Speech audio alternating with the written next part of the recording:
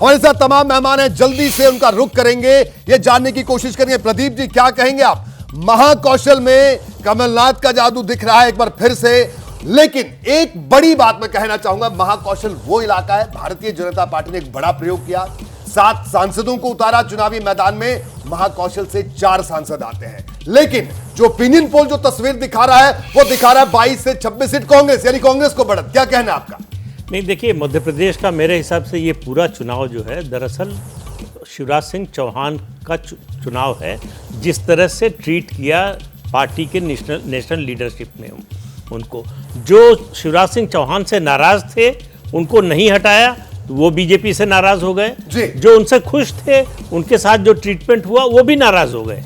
तो एक बात, ये जो अभी आंकड़े आपने दिखाए हैं भोपाल रीजन के, उससे साबित हुआ कि शिवराज सिंह चौहान अपना गढ़ बचाने में कामयाब रहे। वो उतने अलोकप्रिय नहीं है जितना उनकी पार्टी के नेता मानते थे, यानी कि उनकी लोकप्रियता इतनी कम नहीं हुई है जितना माना जा रहा था, जिसकी वजह से उनके साथ ये व्यवहार हुआ। शायद अगर उनको प्रोजेक्ट करते, शुरू से उनका साथ देते, तो इससे बेहतर नतीजा हो सकता था। बिल्कुल। हमारे साथ प्रेम शुक्ला जी भी मौजूद हैं, भारतीय जनता पार्टी के प्रवक्ता हैं। प्रेम शुक्ला जी, आपका रिएक्शन, अभी तक जो आंकड़ा सामने आया है, एक रीजन में बीजेपी को बढ़त, बाकी 3 रीजन में कांग्रेस को बढ़त, कुल मिलाकर कांग्रेस को बढ़त 157 सीटों का ओपिनियन पोल दर्शकों के सामने। क्या कहना आपका, आपकी प्रतिक्रिया? देखिए, आपका ओपिनियन पोल है, आपका अपना विज्ञान है, मैं उसको प्रणाम करता हूं, लेकिन मुझे पूरा विश्वास है कि भारतीय जनता पार्टी प्रचंड बहुमत के साथ मध्य प्रदेश जीत रही है। आप जिस छिंदवाड़ा की बात कर रहे हैं, उस छिंदवाड़ा में कमलनाथ अपनी सीट बचाने के लिए संघर्ष कर रहे हैं, सज्जन वर्मा अपनी सीट बचाने के लिए संघर्ष कर रहे हैं, गोविंद सिंह अपनी सीट बचाने के लिए संघर्ष कर रहे हैं। तो कांग्रेस के बड़े बड़े नेता अपनी सीट बचाने के लिए संघर्ष कर रहे हैं। कमलनाथ रोज बौखला रहे हैं, रोज गलतियां कर रहे हैं। इनके मल्लिकार्जुन खड़गे राष्ट्रीय अध्यक्ष हैं, उनको वो सभा करने जाते हैं, उनको ये पता नहीं होता है कि जिले में 5 विधायक उनके चुनाव लड़ रहे हैं कि 3 विधायक लड़ रहे हैं कि 2 विधायक चुनाव लड़ रहे हैं। उनकी ये दशा है। मल्लिकार्जुन खड़गे स्वयं कहते हैं कि विधायकों के प्रत्याशियों प्रणाम कर लो, चुनाव के बाद आप प्रणाम करोगे कि नहीं क्या पता। आज ही मल्लिकार्जुन खड़गे की ये स्थिति है। तो मुझे पूरा विश्वास है कि भारतीय जनता पार्टी प्रचंड जनादेश प्राप्त करके पूर्ण बहुमत के साथ बहुत आसानी से। प्रेम शुक्ला जी, आपका सीधा कहना है कि आपका कहना है कि ओपिनियन पोल से इतर नतीजे होंगे, ये आपका दावा है, बिल्कुल आप दावा कर भी सकते हैं। जी प्रेम जी, रोक रहा हूं माफी के साथ, अब मैं आगे बढ़ूंगा और चरण सिंह सापरा जी के पास चलूंगा। चरण सिंह सापरा साहब, क्या कहेंगे आप? 3 रीजन में कांग्रेस एक तरफा बढ़त बनाती हुई दिख रही है, क्या कहना आपका? अभी तक जो सामने आए हैं आंकड़े ओपिनियन पोल, क्या आपकी प्रतिक्रिया? प्रेम शुक्ला जी को भी आपने सुना। देखिए, जो 3 रीजन के आंकड़े आपने दिए हैं उससे क्लियर कट पता चलता है कि भारतीय जनता पार्टी मात्र भाषण और विज्ञापन में ही रह गई है और मध्य प्रदेश की जनता ने 18 वर्षों का कुशासन देखा है। उन्होंने झूठ और लूट की सरकार देखी है, 50% की कमीशन खोरी की सरकार उन्होंने देखी है। इसीलिए जनता जो है भारतीय जनता पार्टी में विश्वास नहीं कर रही है। बीजेपी विश्वास खो चुकी है, ये बात बहुत सीधी नजर आ रही है।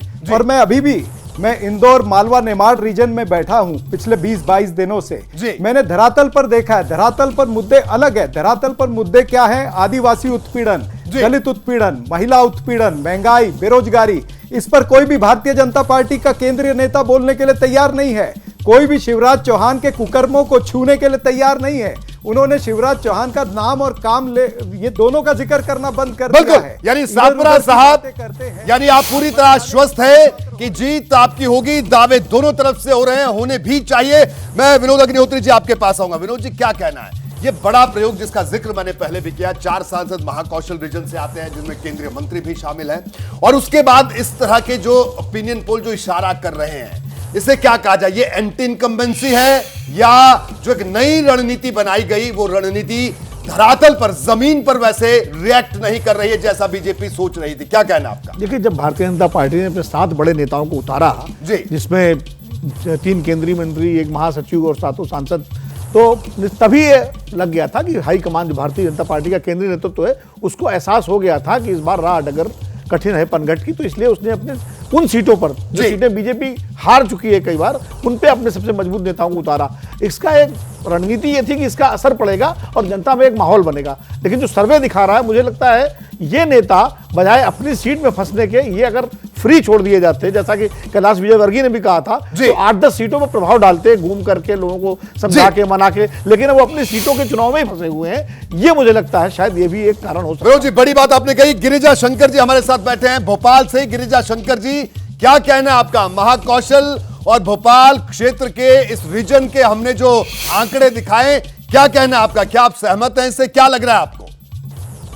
नहीं, असहमत होने का कोई प्रश्न ही नहीं है, ये तो बिल्कुल सही है। लेकिन यदि आप पिछले 2-3 महीने के डेवलपमेंट को आप देखेंगे और जो परसेप्शन चुनाव के को लेकर जो उभरा है, आप बीजेपी की स्थिति में लगातार इंप्रूव होते गया है। दरअसल हुआ ये है, जो प्रदीप जी ने कहा, मैं सहमत हूं उससे, कि जो मुख्यमंत्री शिवराज सिंह चौहान को एक परसेप्शन बना कि उनको हाईकमांड किनारे कर रहा है और चेहरे का सामने नहीं कर रहा है, तो उससे जो है एक परसेप्शन जो बना, उसका नुकसान बीजेपी को बहुत हुआ।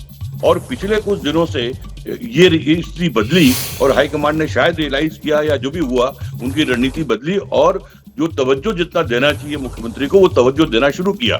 आज आपने देखा होगा कि प्रधानमंत्री ने अपने भाषण में, अमित शाह ने अपने भाषण में भरपूर इस बात का उल्लेख किया। दरअसल जहां पर कोई किसी पार्टी जो है, रूलिंग पार्टी यदि चुनाव में जा रही है, वो अपने सरकार और अपने मुख्यमंत्री को यदि किनारे करे या उसका उल्लेख न करे, तो संभव ही नहीं। तो बहुत ठीक है, ये भी एक फैक्टर आप गिना रहे हैं। मैं आपको रोक रहा हूं गिरिजा शंकर जी। जैसे ही घड़ी का काटा दोपहर 2:30 पे आए, बबीता जी का दिल सास बहू साजिश के लिए मचल जाए।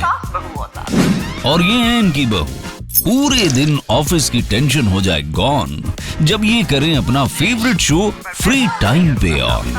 इनकी तरह आप भी देखिए अपना फेवरेट शो अपने टाइम पर और डाउनलोड कीजिए एबीपी लाइव ऐप अपने स्मार्ट टीवी पर।